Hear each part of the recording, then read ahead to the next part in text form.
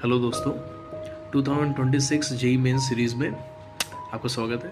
ये evening shift 22 जनवरी का एक पेपर का एक क्वेश्चन है, मेमोरी बेस्ड। हो सकता है कुछ 19-20 हो, एग्जैक्टली क्वेश्चन है लेकिन लॉजिक इंपॉर्टेंट है। इस क्वेश्चन में क्या है, एक पुली दे रखी है अपन को 30 m मास की, एक 2m मास बॉडी और अगले एंड पे m मास बॉडी हमने सस्पेंड कर रखी है। अब क्वेश्चन सिंपल से बोल रहा है कि जब ये 2m बॉडी नीचे की तरफ 3.6 मीटर जब ये ट्रेवल कर लेगी तो उस समय इसकी स्पीड क्या होगी। अब इसका कॉन्सेप्ट क्या है, चलो समझते हैं। देखो, इसका सोल्यूशन में मैं फास्ट समझाने के लिए मैंने पहले से सॉल्व कर रखा है। अब देखते हैं इसको बड़ी आसानी से। देखो, इस क्वेश्चन में क्या है, एक सिंपल सी चीज़ है यहाँ पे कि इसमें ग्रेविटेशनल फोर्स इन्वॉल्व है और हम सबको पता है कि ग्रेविटेशनल फोर्स क्या है, हमारा कंजर्वेटिव फोर्स की कैटेगरी में आता है। जब भी फोर्सेस कंजर्वेटिव होते हैं तो टोटल जो चेंज होगा मैकेनिकल एनर्जी में वो जीरो होगा, क्योंकि हमारी मैकेनिकल एनर्जी कंजर्व रहेगी, यानी sum of kinetic energy plus potential energy हर एक पॉइंट पे हमारा सेम रहेगा। उस कॉन्सेप्ट से बड़ा ये फास्ट आ सकता है। अदर कॉन्सेप्ट एफबीडी वगैरह यूज़ कर सकते हैं, बट इस क्वेश्चन में नीड नहीं है।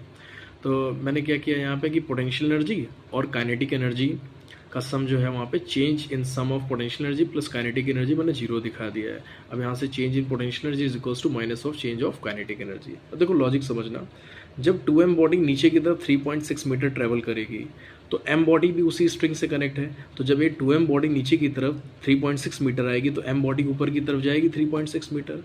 अब क्या हो रहा है कि जब एक बॉडी नीचे जा रही है तो पोटेंशियल एनर्जी इसका लॉस हो रहा है, तो क्या है यहाँ पे -2 mgh मैंने यूज़ किया है। बट m बॉडी ऊपर जा रही है तो यहाँ पे क्या है, gain in potential energy plus mgh।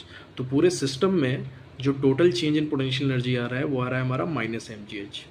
Similarly अब हमको देखना है total change in kinetic energy. तो मैं एक सिंपल लॉजिक बताऊं कि ये दोनों सेम स्ट्रिंग से कनेक्ट हैं, तो 110% किसी भी इंस्टेंट पे हर एक पॉइंट पे वेलोसिटी क्या होगी, सेम होगी, और एक्सेलरेशन भी सेम होगा यहाँ पे। अदरवाइज ये स्ट्रिंग ब्रेक हो जाएगी, क्योंकि स्ट्रिंग की लेंथ कांस्टेंट है, तो ये both end of the string जो होनी चाहिए वो दोनों की सेम वेलोसिटी होनी चाहिए। तो इस कॉन्सेप्ट को अगर देखो तो 2m बॉडी की काइनेटिक एनर्जी हाफ m2v² मैंने यूज़ किया है। इसकी काइनेटिक एनर्जी m बॉडी की क्या हो जाएगी, हाफ mv², और ये केवल रोटेट कर सकती है तो इसकी हो जाएगी हाफ i ω²। अब मैंने इसके बाद क्या किया है, यहाँ पे i की वैल्यू यहाँ सब्स्टिट्यूट कर दी है। डिस्क के लिए होता है हमारा हाफ mr² मैंने यूज़ किया, मास 30m है। इसके बाद मैंने इसको सॉल्व किया है, स्टेप बाय स्टेप मैंने तो सॉल्व किया हुआ है इसको। तो ये 30/4 हो जाएगा, और ओमेगा पता है हम लोगों को कि v इज इक्वल्स टू क्या होता है, r ओमेगा, तो omega is equals to v/r होगा। जब हम लोग सॉल्व करेंगे तो फाइनली v की वैल्यू क्या आ जाएगी, 2 मीटर पर सेकेंड, ये हमारा आंसर आ रहा है।